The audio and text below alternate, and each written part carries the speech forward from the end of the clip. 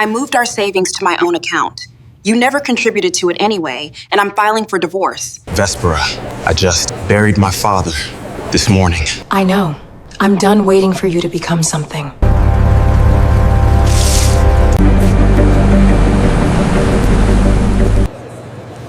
Cyprian Ashford. Do I know you? My name is Desmond Vance. I was your father's attorney. Place your thumb here.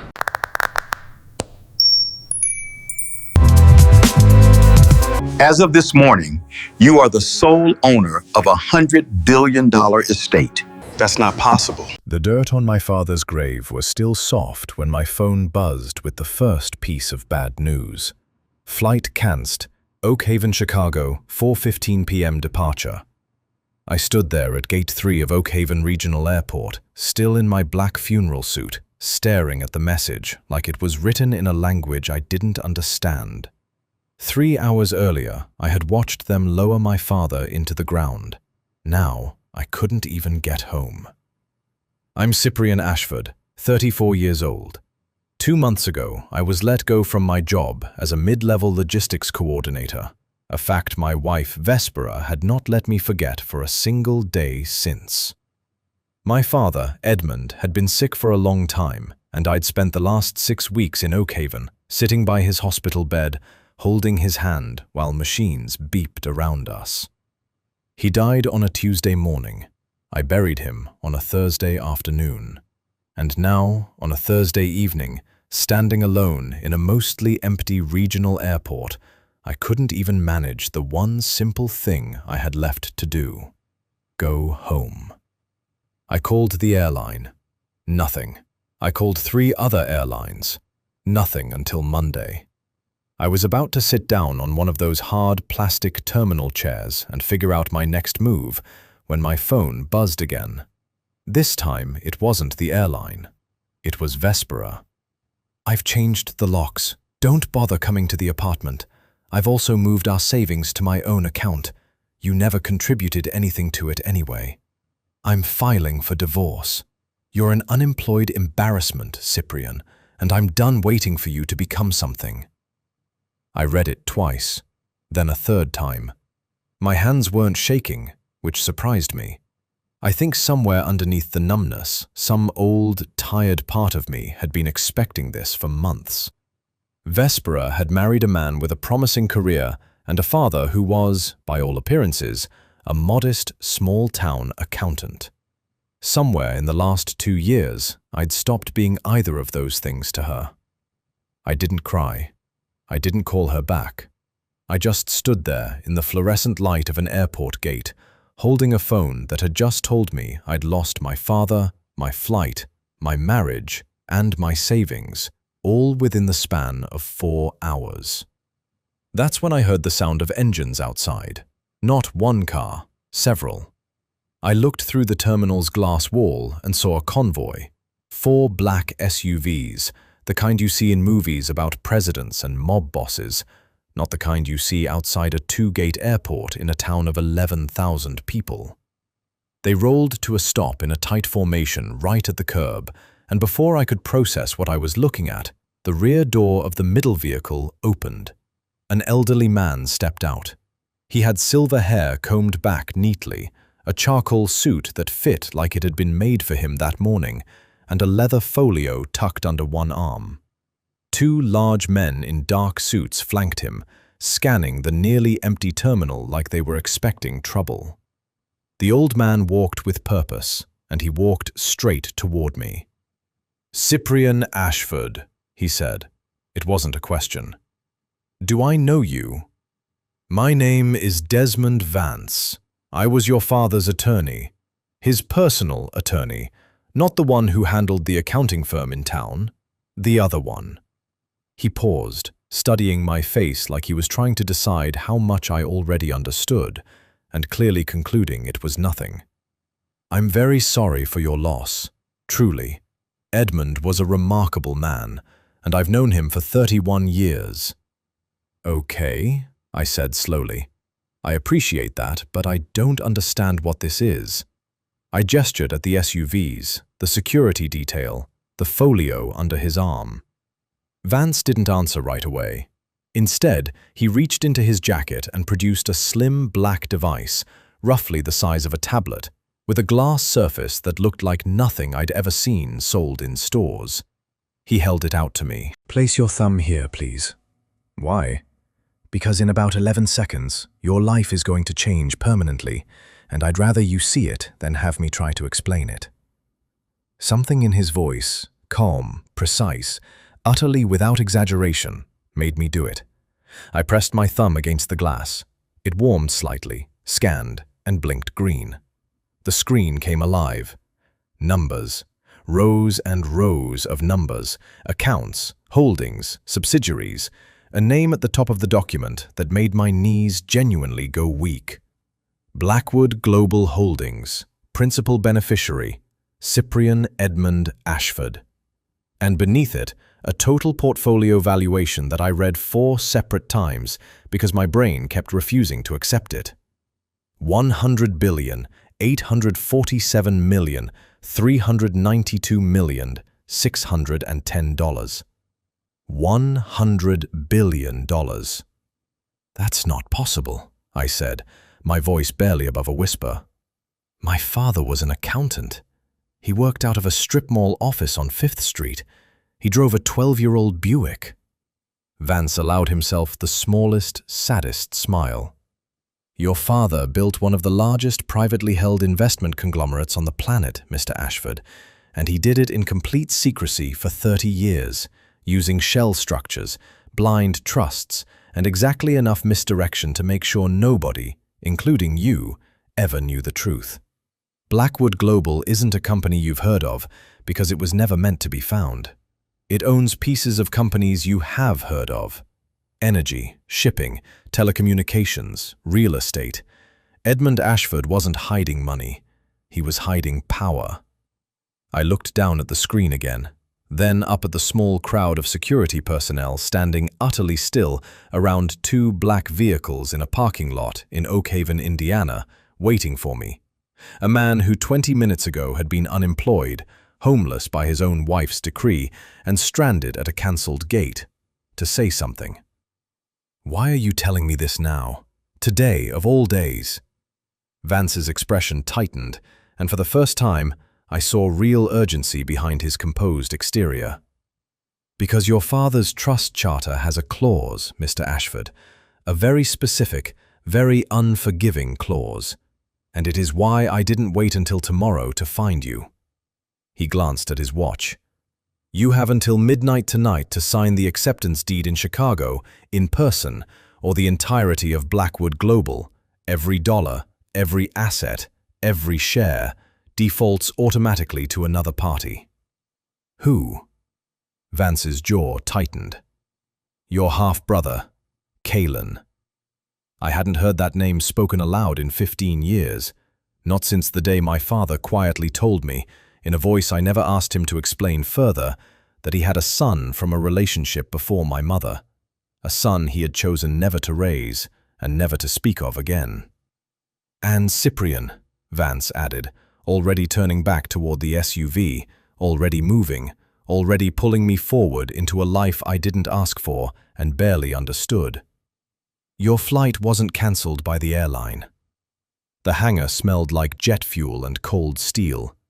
Vance led me through a side door of a private airfield building I hadn't even known existed on the edge of Oak Haven, past 2 more men in dark suits who nodded at him and studied me like I was a package they were responsible for delivering intact. Inside, the space opened into something that didn't belong in my hometown at all. A sleek conference table, banks of monitors, a wall of screens showing flight paths, weather radar, and what looked like live tracking data. Sit, Vance said, gesturing to a chair. We don't have much time, and you need to understand exactly what you're walking into. I sat. My legs felt like they belonged to someone else. Explain the clause, I said. All of it. No more surprises. Vance opened his leather folio and slid a single document across the table. The language was dense, but he'd clearly rehearsed the translation 100 times in his head on the drive over. Your father's trust was designed as what's called a contested succession charter. It's rare but not unheard of among founders who worry about their empire being torn apart by infighting after they're gone. The charter names you, his legitimate son, raised in his household, as principal beneficiary. But it includes a forfeiture window. A single calendar day from the moment of his passing, the heir must appear in person at Blackwood Tower in Chicago and sign the acceptance deed before a notary and 2 trust officers. Biometric verification, physical signature, no exceptions, no extensions, no remote signing. Why would he build something so insane? Because your father didn't trust ease, Vance said simply. He believed anyone unwilling to move heaven and earth for something didn't deserve to hold it. He also, he added more quietly, had reason to believe someone might try to stop you from making it in time. He wasn't wrong. Kalen. Vance tapped the table, and one of the wall monitors shifted, displaying what looked like intercepted phone records, call logs, timestamps, transaction data. Your brother has known about this trust for years, longer than you've known your father was anything but a small-town accountant. He's spent the last several years quietly assembling resources, waiting for exactly this moment. Your father's death started a countdown, and Kalen has been ready to run since the day he learned the terms. I stared at the screen. A wire transfer log blinked at me, dated 3 days ago. Kalen R. Blackwood, Vespera Ashford, $2 million. Memo, travel delay, resolved. The floor tilted under me. I gripped the edge of the table. I couldn't finish the sentence. Your flight wasn't overbooked or mechanically cancelled, Vance said, his voice gentler now, like a man delivering a second death in the same day. One of Kalen's people bribed a regional operations manager to pull your specific reservation from the manifest, citing a fabricated maintenance issue. It was targeted. And your wife, he continued, watching my face carefully, didn't drain your accounts and file for divorce out of some sudden, unrelated decision on the worst day of your life. She was paid to make sure you had no money, no transportation, and nowhere to go. $2 million is a great deal of motivation, Mr. Ashford. I thought about the message. You're an unemployed embarrassment. I'd believed every word of it 20 minutes ago. Now I understood it had been theater, timed and paid for, wrapped around a truth she genuinely believed but had been given very good financial reasons to act on immediately, publicly, and cruelly. There's more, Vance said, and I almost laughed, because how could there possibly be more? Your passport and your original birth certificate, the physical documents proving your identity and lineage, which the trust officers in Chicago will require alongside the biometric scan, were kept in your apartment safe. Vespera gave Kalen the combination 3 days ago. Both documents are gone. Then how am I supposed to sign anything? We have contingencies. Your father was not a man who left single points of failure. Vance nodded to one of his men, who brought over a slim titanium case and set it on the table. Inside, nestled in foam, sat a second passport. Mine, but a version I'd never seen, issued under a private diplomatic program I didn't know existed, and a sealed, notarized duplicate birth certificate. Backups, kept off-site in Milwaukee, at a property your father owned under a shell company. We'll need to retrieve them before Chicago. That adds hours we don't have. It does, which is precisely why Kalen assumed you'd never make it in time even if, by some miracle, you learned the truth today. Vance closed the folio. He controls the roads out of Oakhaven toward Chicago.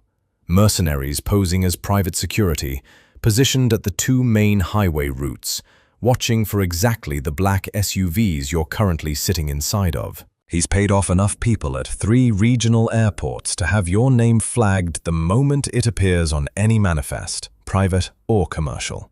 He believes, quite reasonably, that he has already won. Something shifted in my chest. It wasn't fear anymore. 20 minutes ago, I'd been a man who'd lost his father, his wife, his savings, and his flight. standing in an airport with absolutely nothing left to protect. Now I understood that everything, every cruel text message, every cancelled reservation, every locked door, had been an attack. Not bad luck. An attack, aimed at me, funded by a brother I'd never met, executed through a wife who apparently valued $2 million more than 15 years of marriage. For the first time since the funeral, I felt something other than grief. "You said my father left contingencies," I said slowly. "What else did he leave?" Vance almost smiled. "A tactical response team. 6 former operators, all under NDA, on retainer for exactly this kind of scenario. A private helicopter currently fueled and waiting at the far end of this hangar, and a great deal of money that, as of 11 minutes ago, is entirely yours to spend without asking anyone's permission." I looked at the biometric pad still sitting on the table, still glowing faintly with my thumbprint's ghost. "Then let's stop wasting time," I said. "Get me to Milwaukee. Get me my documents, and get me to Chicago before midnight." Vance stood, already reaching for a radio clipped to his belt. "There's one more thing you should know before we leave this hangar," he said, and something in his tone made the hair on my arms rise. "Kalen isn't only trying to beat you to Chicago tonight, Mr. Ashford.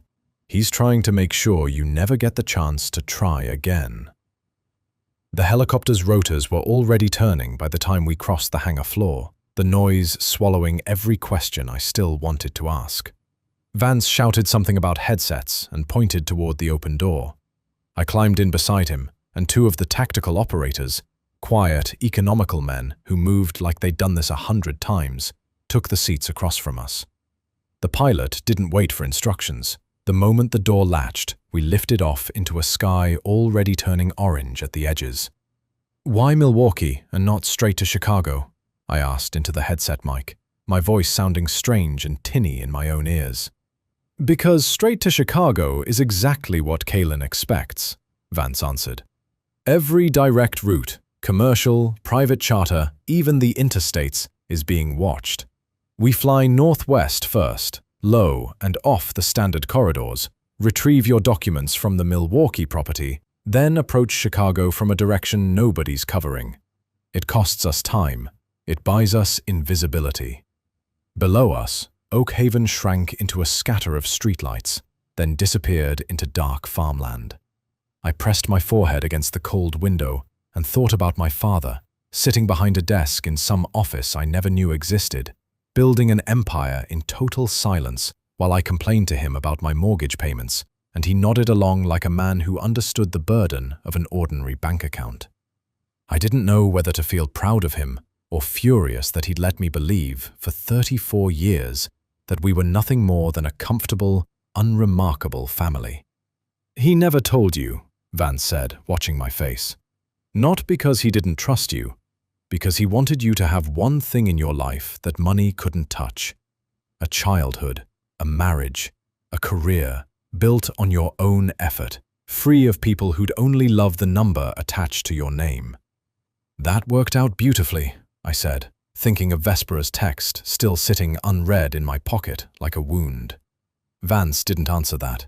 He didn't need to. We'd been in the air maybe 20 minutes when one of the operators, a broad-shouldered man named Reyes, leaned forward and tapped his own headset. "Vance, we've got a problem." "Go ahead." "Chicago Approach Control just issued a temporary flight restriction over the airspace southwest of the city, effective in 40 minutes. Official reason is a VIP security detail, but I'm seeing chatter that says otherwise." Vance's jaw tightened. "Kalen. Looks like it. He's got someone inside aviation services flagging any unregistered private aircraft heading toward downtown tonight. If we try to land anywhere near Blackwood Tower by helicopter, we'll get grounded, boarded, or worse, delayed long enough that it doesn't matter." I felt the floor of my stomach drop, even though we were thousands of feet in the air. "So we can't fly in at all?" "Not directly," Reyes said, "and every minute we spend rerouting is a minute we don't have." I thought about Vance's words back in the hangar. Your father was not a man who left single points of failure.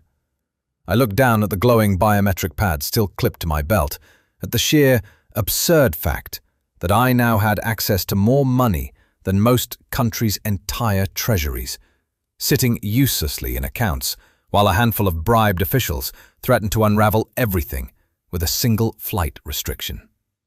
"What if we don't need permission to land where we're going?" I asked. Vance raised an eyebrow. "Meaning?"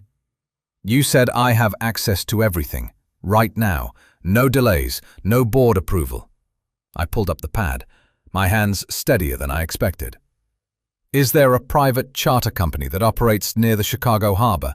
Something small enough to be flexible, but with clearance to move on the water?" Reyes and Vance exchanged a look. Reyes pulled up something on a tablet, scrolling fast. "There's a regional operator, Lakeshore Air and Marine, licensed for both helicopter charter and private yacht transport. They run tourist routes on Lake Michigan. Small outfit, family-owned, based just north of the restricted zone." "Buy it," I said. "Buy the company?" "All of it. Tonight. Whatever the owner wants, pay it. And get us verbal authorization to use their private landing platform on Lake Michigan before that restriction goes active. If I own the company, their aircraft aren't unregistered outsiders anymore. They're mine." For a long second, nobody spoke. Then Vance actually smiled. The first real smile I'd seen from him all night. "Your father would have liked that," he said, and reached for the satellite phone mounted beside his seat.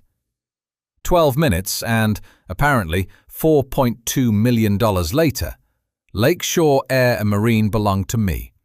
Its stunned, 62-year-old owner, presumably, still staring at a wire transfer notification somewhere in his kitchen. And its landing rights, on a private floating platform, anchored off the Chicago shoreline, were suddenly entirely legal for our aircraft to use. "New flight path locked in," the pilot called back. "We divert north, drop altitude over the lake, and come in low from the water side. It's not standard, it's not comfortable, but it's clean."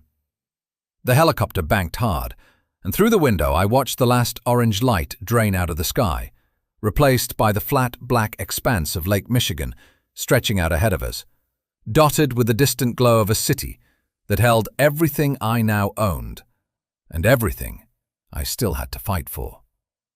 "We'll be over the water in 10 minutes, the pilot said.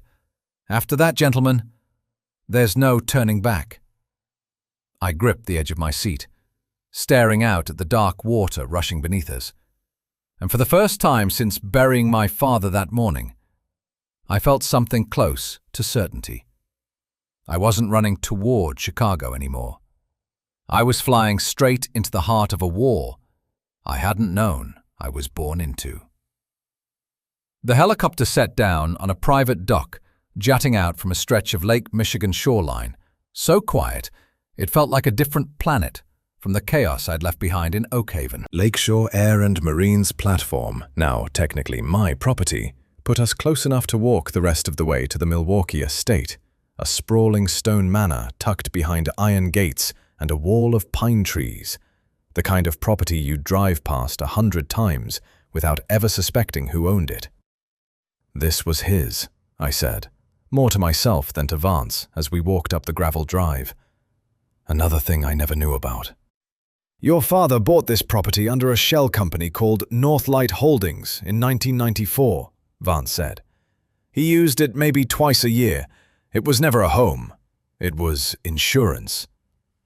The front door opened with a keycard Vance produced from his folio, and inside, the manor was cold, dim, and immaculate. Furniture under white sheets, the air smelling faintly of cedar and dust. Reyes and the second operator, a quiet man named Trask, fanned out ahead of us, sweeping each room with practiced efficiency before waving us forward. Vance led me to a study lined with bookshelves, then to a section of wall paneling that looked identical to every other panel until he pressed his palm against a hidden sensor, and it slid open with a soft hydraulic hiss, revealing a narrow staircase descending into darkness. "Your father liked his secrets layered," Vance said, flipping a switch that lit a string of bulbs down the stairwell. The underground vault was smaller than I expected. A single reinforced room lined with steel drawers, humming with quiet climate control. Vance moved directly to a drawer marked with a code he clearly had memorized, entered the combination on a keypad, and pulled it open.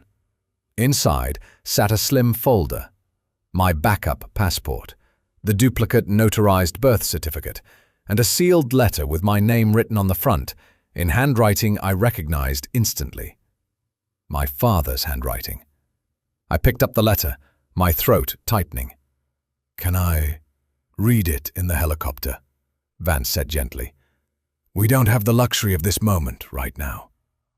I nodded, tucking it into my jacket, and that's when Trask's voice crackled sharply through the radio, clipped to Vance's collar. "We've got company. Multiple vehicles inbound, no lights, coming up the West Service Road. At least 6 hostiles, moving fast." Vance's face went pale, in a way I hadn't seen all night. "How did they find us this quickly?" Reyes answered over the same channel, breathless. "The helicopter's emergency transponder. It's been broadcasting our position since we landed. Standard safety protocol. We never thought to kill it because we assumed we were flying under the radar the whole way." "Kill it now," Vance snapped. "Already tried. It's a hardware failsafe. Can't disable it remotely." I felt the walls of the vault press in around me. "So they know exactly where we are." "They know exactly where we are," Vance confirmed, already moving back up the stairs, pulling me with him. "And Kalen doesn't need a legal deed signed to win tonight. He just needs you gone, missing, or delayed past midnight. Any one of those works for him." We came up into the study as the first sounds of engines rumbled outside. Not the quiet gravel crunch of a friendly arrival, but the tight, disciplined stop and deploy of men who did this for a living. Through the window, I saw shapes moving through the tree line, dark and coordinated, converging on the manor from 3 directions. "There's no way we outrun them to the boat," Reyes said, checking a sidearm I hadn't even noticed him carrying. "We fight, or we find another way out." I thought of the biometric pad on my belt, and something clicked into place. A memory of Vance mentioning, almost in passing, back in the hangar. "Your father's estate is not without its own defenses." "The security systems," I said. "Automated. He'd have built them into a place like this. Lockdown protocols, not just alarms." Vance's eyes widened slightly, and he moved to a panel beside the study door I'd mistaken for a thermostat. He entered a code, and the entire house shuttered, heavy steel shutters descending over every window and exterior door with a groan of old hydraulics, sealing the manor like a vault of its own. Outside, I heard shouting, the mercenaries suddenly finding themselves boxed inside the estate's perimeter fence as a secondary gate slammed shut behind them, trapping them between the outer wall and the now sealed house. "That buys us minutes, not hours," Vance said, already moving toward a side hallway. "There's a service exit toward the water on the east side, away from where they're clustered. We move now." We ran, actually ran, in the dark, through a house that had belonged to my father, and that I was now, in one of the strangest nights of my life, escaping from under armed pursuit. Trask kicked open a narrow service door near the kitchens, and cold lake air hit my face as we burst out onto a private dock where a sleek speedboat sat waiting, another piece of Northlight Holdings' quiet infrastructure. Behind us, muffled shouts and the distant metallic clang of men trying to force their way through a service gate echoed across the water. Reyes dropped into the boat first, starting the engine with practiced speed, while Trask untied the line. "Get in," Vance said, half pushing me aboard. "We're not out of danger. We're just choosing which danger to face next." The boat roared to life beneath us, cutting hard away from the dock, and Milwaukee's shoreline fell away behind us into darkness. My father's secret manor, briefly a battlefield, now shrinking into the night as we sped south across Lake Michigan, straight toward Chicago, and straight toward a deadline that was now less than 3 hours away. The speedboat cut through the dark water of Lake Michigan at a speed that made conversation nearly impossible, spray hitting my face in cold bursts that felt almost good after everything that had happened. I held onto the railing with one hand and my father's unopened letter with the other, not trusting myself to read it yet, not with my hands still trembling from the sound of gunfire I'd heard, or imagined I'd heard, echoing off the manor walls as we fled. 90 minutes, Vance said, checking his watch as the Chicago skyline began to rise out of the darkness ahead of us, a jagged wall of light against the night sky. We dock at the marina, and from there, it's a straight run to Blackwood Tower, 15 minutes by car under normal circumstances. And under these circumstances? Kalen has men watching your apartment building and the tower's main lobby. He assumes, correctly, that those are the two places you're most likely to appear. Vance's expression turned calculating in a way that reminded me, oddly, of my father, the same stillness I remembered from watching him work through a problem at the kitchen table. So, we're going to give him exactly what he expects to see. We docked quietly at a private slip near Navy Pier, one Vance had arranged during the boat ride with a single phone call, and the moment my feet hit solid ground, a black sedan was waiting, engine already running, driven by a woman Vance introduced only as Maya, another operative I hadn't met yet, in a night that seemed to have an endless supply of them. Here's the play, Vance said as we climbed in. We send a decoy motorcade, 2 vehicles, hazard lights, the whole visible production, toward your old apartment building. Kalen's watchers will see exactly what they're primed to see. Cyprian Ashford, arriving home, exactly where his wife told him to expect an ambush of paperwork and pity, not a fight for $100 billion empire. And meanwhile? Meanwhile, you and I disappear into the subway system 3 blocks from here and surface 2 blocks from Blackwood Tower's underground service entrance. No cameras track you the way they'd track a car. No convoy announces your arrival. I almost laughed at the audacity of it, except nothing about tonight had left room for laughter. You have a decoy motorcade just sitting around, ready to go? Your father's security apparatus has contingencies for contingencies, Mr. Ashford. That's how empires survive. Vance tapped twice on the divider, and Maya peeled off toward a side street, while, somewhere behind us, 2 decoy vehicles pulled away from a parking garage and began their own loud, visible journey toward my old apartment building. I thought of Vespera as we drove, really thought of her, for the first time since her text had landed like a blade hours ago. I imagined her standing on the balcony of the apartment we used to share, the one she'd locked me out of, watching the street below with Kalen's men beside her, waiting to confirm that the fool husband she'd married had finally, predictably, shown up right where they'd planned for him to arrive. She wouldn't be wrong to expect it. 24 hours ago, I would have gone straight there. I would have knocked on my own door, confused and grieving, and walked directly into whatever trap Kalen had built for me. It was strange to realize that the man who might have done exactly that no longer existed. He'd died somewhere over Lake Michigan, replaced by someone colder, faster, and considerably more dangerous to underestimate. Maya pulled the sedan to a stop near a nondescript subway entrance, steam rising faintly from a grate beside it. "This is where I leave you," she said. "Decoy convoy is 30 seconds from arriving at the apartment building. Should hold their attention for at least 20 minutes. Vance and I stepped out into the cool night air, and as we descended the subway stairs, my phone buzzed once more in my pocket. I almost ignored it, assuming it was Vance's team, but something made me check. It was a photo, sent from an unknown number, but I didn't need a name attached to understand who'd sent it.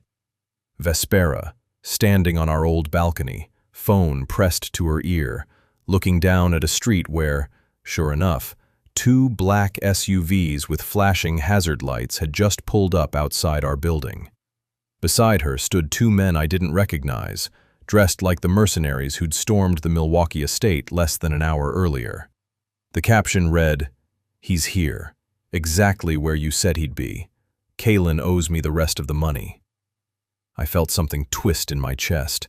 Not heartbreak this time, because that had already been spent hours ago at the airport gate. This was something colder. Confirmation. Proof, in her own words, sent presumably by accident to a number she didn't realize now belonged to someone connected to my father's network, that she had known exactly what she was doing when she sent that first cruel text. She hadn't been reacting to grief or anger. She'd been executing a plan, for money, on the worst day of my life. Vance glanced at the screen over my shoulder and said nothing for a moment. Then, quietly, "Save that message, Mr. Ashford. You're going to need it later. Not tonight, but soon." I pocketed the phone without responding, and together we descended into the subway tunnels beneath Chicago, moving fast and silent through a city that had no idea one of its most powerful men was currently riding underground toward a boardroom 60 floors above, racing a clock that now read just over an hour to midnight. The subway car rattled beneath the streets of Chicago, nearly empty this late at night, except for a handful of tired commuters who had no idea they were sharing a train car with the newest majority owner of one of the largest private fortunes on the planet. I sat with my hands clenched around my father's unopened letter, watching the tunnel lights strobe past the window, and tried not to think about the photo still burning in my phone. Vance checked his watch again, a habit I'd started to find almost comforting, a small, steady countdown in a night that had otherwise refused to slow down. 50 minutes, he said. We surface 2 blocks from the tower, then approach through the service tunnels beneath the building. Your father insisted every property he owned outright have redundant access, doors that don't appear on any public blueprint. Convenient, given the circumstances. Not convenient. Deliberate. He built this entire structure, the trust, the properties, the access points, assuming one day someone would try exactly what Kalen is trying tonight. Vance's voice was quiet, almost reverent. He didn't know it would be his own son who tried it, but he prepared for it anyway. We surfaced near an unmarked service entrance tucked behind a loading dock 2 blocks from Blackwood Tower, the building itself rising above the skyline like a dark monolith, its upper floors lit gold against the black sky. Somewhere up there, on the 60th floor, my brother was almost certainly celebrating a victory he believed was already his. Vance produced a keycard from his folio, plain, unmarked, nothing like the polished executive badges I imagined belonged to the building's actual employees, and pressed it against a panel beside a grey service door. It clicked open without resistance. Maintenance access, he explained, stepping inside. Registered to a shell entity that services this building's electrical systems. Nobody questions a maintenance card at midnight. Nobody remembers it exists at all, which is precisely the point. The tunnels beneath Blackwood Tower were a maze of concrete corridors, humming with the sound of generators and climate systems, lit by sparse fluorescent tubes that buzzed overhead. We moved quickly, Vance navigating from memory, occasionally checking a small printed diagram he pulled from his folio, rather than risk anything electronic that could be tracked. "How does Kalen not know about this route?" I asked, my voice echoing slightly off the concrete walls. "Because your father never told him. Kalen has spent years trying to piece together the full architecture of Blackwood Global from the outside, bribing officials, hacking financial records, buying loyalty where he could. But the deepest layers, the physical contingencies like this tunnel, existed only in your father's head, and in documents held by exactly 3 people. I am one of them. You, as of tonight, are another. We reached a freight elevator at the end of the corridor, its doors marked only with a small plaque reading, Service, Authorized Personnel. Vance swiped the card again, and the doors opened onto a car far more polished than the tunnel we'd just left. This takes us to the 58th floor, he said, 2 levels below the boardroom. From there, a private stairwell, the one your father used when he didn't want the building to know he was in it. As the elevator rose, floor numbers climbing in silence, I finally let myself think about what was happening 60 floors above us. Vance had briefed me on the drive from the marina. Kaylin had convened an emergency session of the Blackwood board, framing my absence as proof of incompetence, unfitness, perhaps even willful abandonment of the family legacy. He'd invited select board members, his own legal counsel, and I still hadn't fully absorbed this part, Vespera herself, to sign a sworn affidavit attesting that I was unreachable, unfit, and had effectively forfeited my claim by failing to appear. "She's up there right now," I said, "in the boardroom." "She is," Vance confirmed. "Kaylin brought her along as a witness, someone who could testify, credibly, that she'd been married to you for 2 years and had never once heard you mention any of this.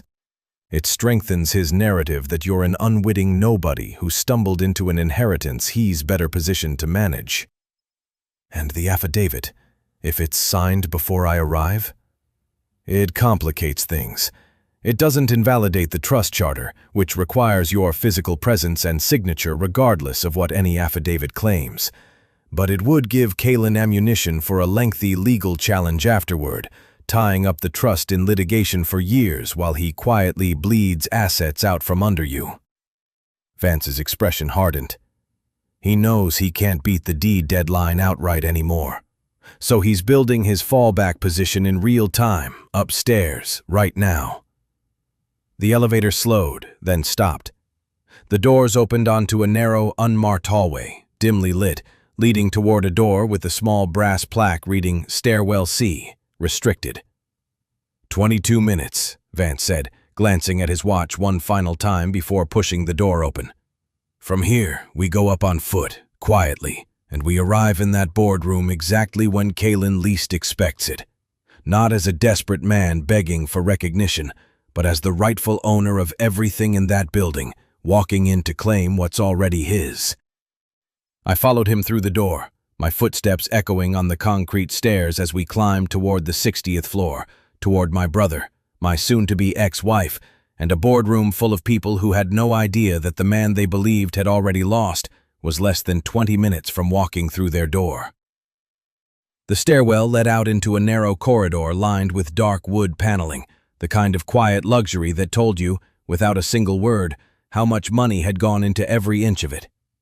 Vance moved ahead of me, silent now, one hand raised in a signal to slow down as we approached a final set of doors. Heavy, mahogany, flanked by 2 security guards in Blackwood Tower uniforms who straightened the moment they saw us.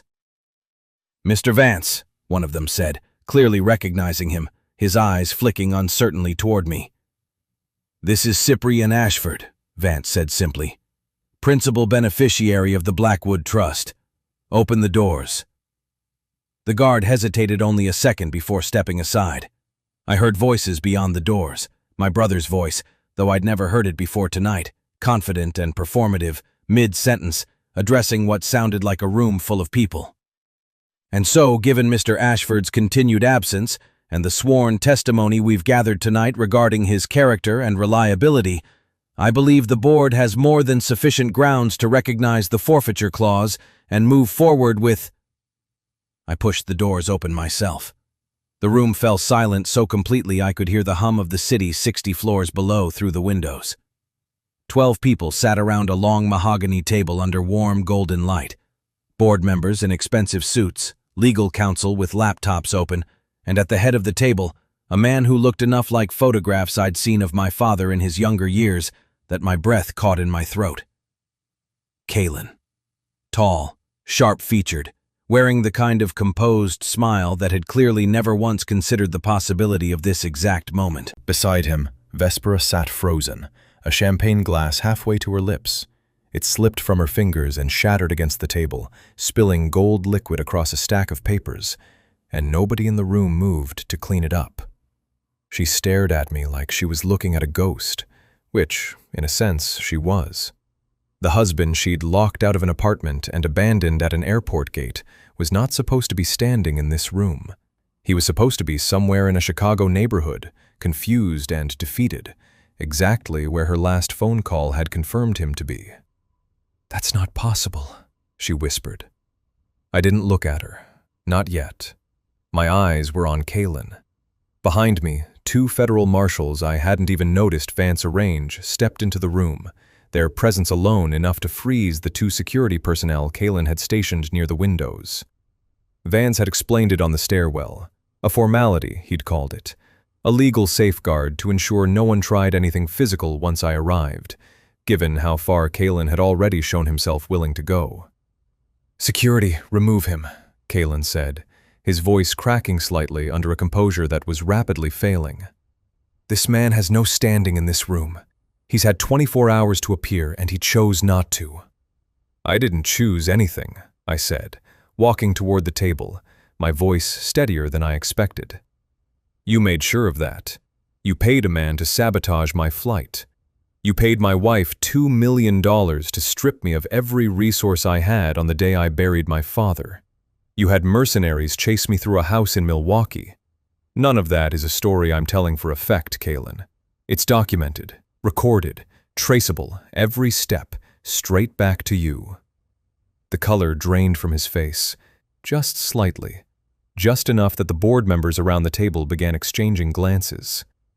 I reached the head of the table and set down what I'd carried the entire way, the biometric pad, now glowing softly, and beside it, the folder Vance handed me from his side, containing the backup passport and notarized birth certificate retrieved from Milwaukee.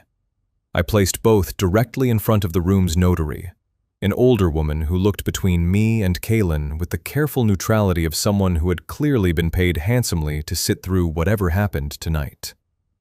"I am formally requesting biometric verification and acceptance of the Blackwood Global Trust," I said, "as principal beneficiary, prior to the midnight deadline." The notary glanced at the wall clock. 11:47 p.m. "You have time," she said quietly, already reaching for her equipment. Kaylin shot up from his chair. "This is absurd. He hasn't even reviewed the terms with counsel. This could be coerced, staged. I demand—" "You demand nothing," Vance said, stepping forward, his voice cutting through the room with an authority I hadn't heard from him all night. "You are not a party to this trust, Mr. Blackwood. You are a contingent beneficiary whose claim exists only in the absence of a legitimate heir's timely acceptance. That absence has now been resolved." The notary completed the scan, my thumbprint glowing green against the pad exactly as it had in the airport terminal hours earlier, cross-referenced it against the documents in front of her, and looked up at the room. "Identity and lineage confirmed," she said. "Trust acceptance is valid as of 11:52 p.m. Central Standard Time, 8 minutes before deadline." A murmur went through the board members, several of them already reaching for their phones, recalculating whatever loyalties they'd been prepared to offer Kaylin minutes earlier. Kaylin's composed mask finally cracked entirely. "You have no idea what you're doing," he said, his voice low now, venomous. "You don't know how to run this company. You've been a nobody for 34 years, and one lucky night doesn't change that." I looked at him for a long moment. Really looked. At a brother I'd never met, who had spent years plotting to take something from me I hadn't even known I possessed, who had been willing to bribe, sabotage, and endanger my life to get it. "Maybe you're right," I said quietly. "Maybe I don't know how to run a $100 billion company yet. But I know exactly what kind of person shouldn't be allowed to try." Behind Kaylin, the marshal stepped forward, and Vespera, still frozen in her chair, finally set down the shattered pieces of her glass and looked up at me with an expression I couldn't read. somewhere between fear and the dawning, sickening realization of exactly what she'd thrown away.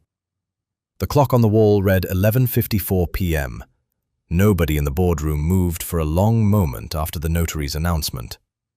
Kalen stood frozen at the head of the table, one hand braced against the mahogany surface like it was the only thing keeping him upright, while the board members around him seemed to physically recalculate their allegiances in real time, chairs creaking as they shifted their attention from him to me. Vance stepped up beside me, already speaking in the low, efficient tone he'd used all night. "As of this moment, Mr. Ashford, you hold full executive authority over Blackwood Global. Every account, every subsidiary, every signature power your father held is now yours, immediately and without restriction." "Then let's use it," I said.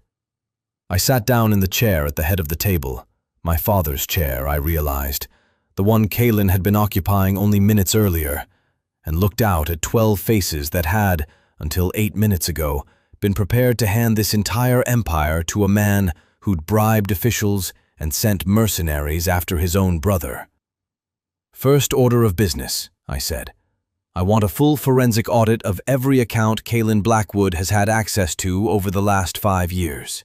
Tonight, not next week." One of the younger board members, a sharp-eyed woman named Delacroix, who'd been silent through the entire confrontation, leaned forward. "Sir, with respect, an audit of that scope typically takes—" "Your father anticipated this exact scenario," Vance interjected smoothly, already pulling a tablet from his folio. "Blackwood Global's internal compliance division has had preliminary flags on several of Kalen's transactions for the last 14 months. They simply never had authorization from a principal beneficiary to escalate the investigation. You now have that authorization." He turned the tablet toward me, and I watched a series of red-flagged transactions populate the screen. Shell accounts, inflated vendor contracts, siphoned funds routed through subsidiaries with names designed to look mundane enough that no one would ask questions. Millions of dollars, then tens of millions, quietly bled out of the company over more than a year, all traceable back to accounts Kalen controlled.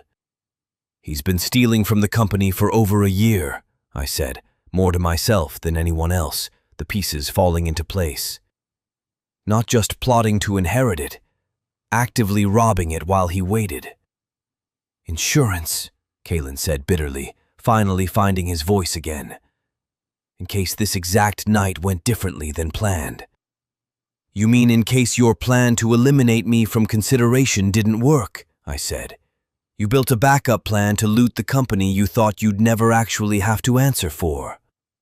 Vance nodded to the marshals standing near the door. Given the evidence now on record, bribery of aviation officials, coordinated financial coercion against the legitimate heir, unlawful pursuit and armed confrontation at a private residence in Milwaukee, and now documented embezzlement from Blackwood Global's own accounts, I believe federal authorities have more than sufficient grounds for immediate arrest.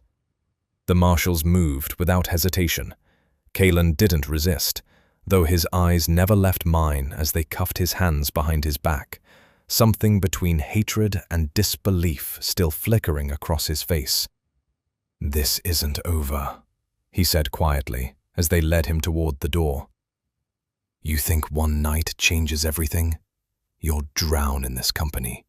You don't have the first idea what you're holding." "Maybe not yet," I said, "but I have time to learn. You made sure of that when you decided to attack me instead of simply letting me find out on my own." The doors closed behind him, and the room exhaled as one, the tension breaking into scattered whispers among the board members. I turned, finally, to the one person left at the table who hadn't said a single word since the champagne glass shattered in front of her. Vespera looked smaller than I remembered, sitting alone now at a table full of strangers, her carefully composed appearance from earlier in the evening, the kind of polish she always wore like armor, cracked at the edges. "Cyprian," she started, "I didn't know it would go this far. Kalen told me it was just a delay, a way to make sure you focused on settling things quickly instead of dragging out the divorce.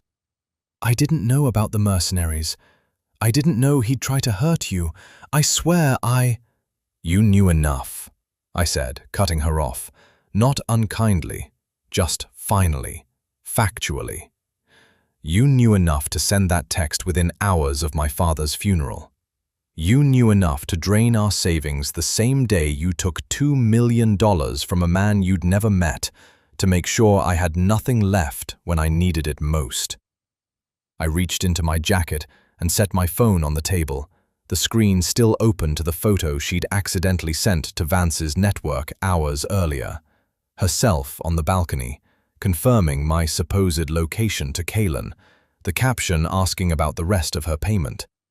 Her face went pale.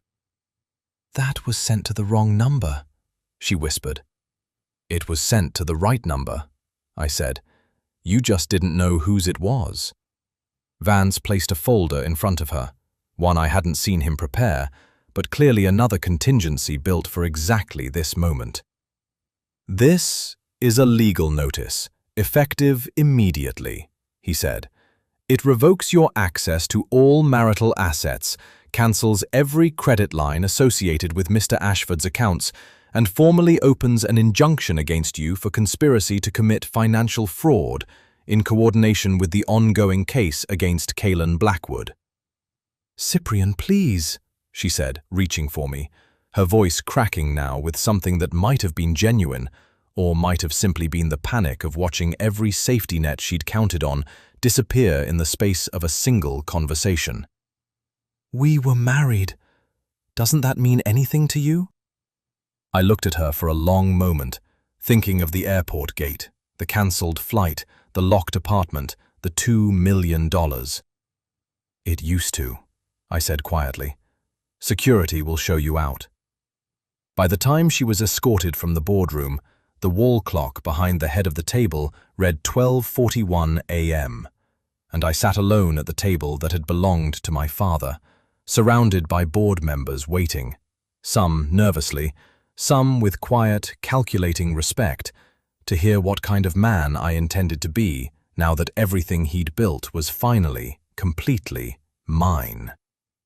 The boardroom emptied slowly after Vespera's departure, board members filing out one by one with quiet nods, murmured congratulations, and the particular caution of people recalibrating how much respect they owed a man they'd underestimated only hours earlier. Vance stayed behind, along with Delacroix, who lingered near the door with the kind of patient interest that told me she'd be someone worth keeping close in the months ahead.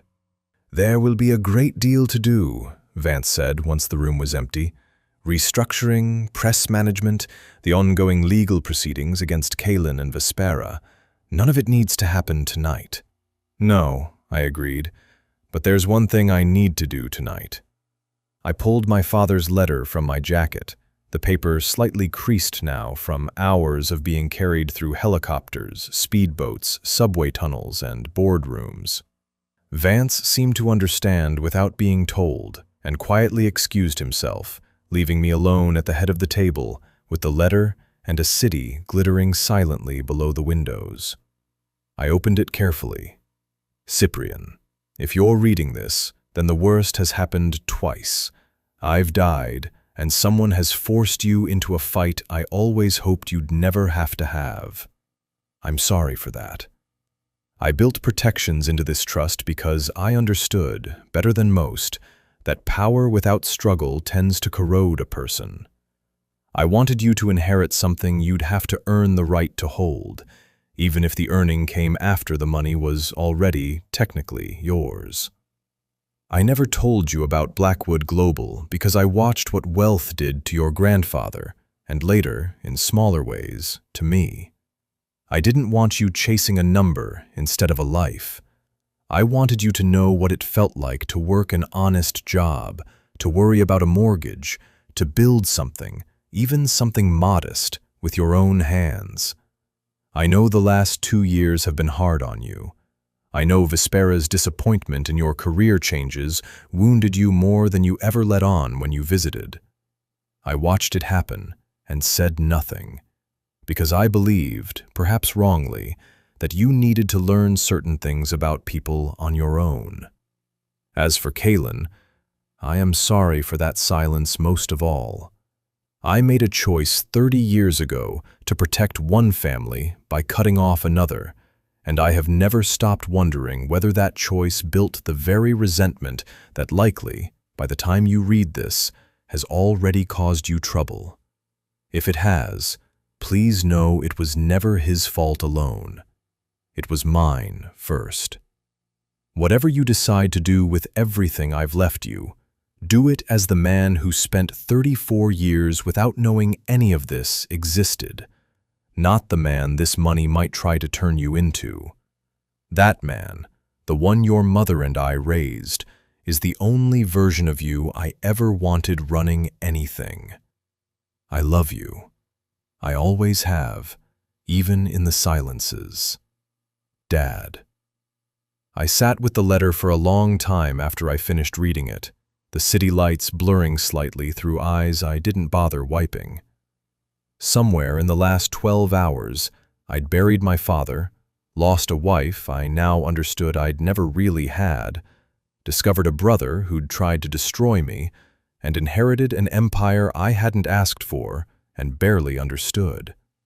But sitting there, holding a letter written by a man who'd spent 30 years hiding an entire world from me just to give me the chance at an ordinary life, I finally understood something Vance had said back in the Oakhaven hangar, hours and a lifetime ago.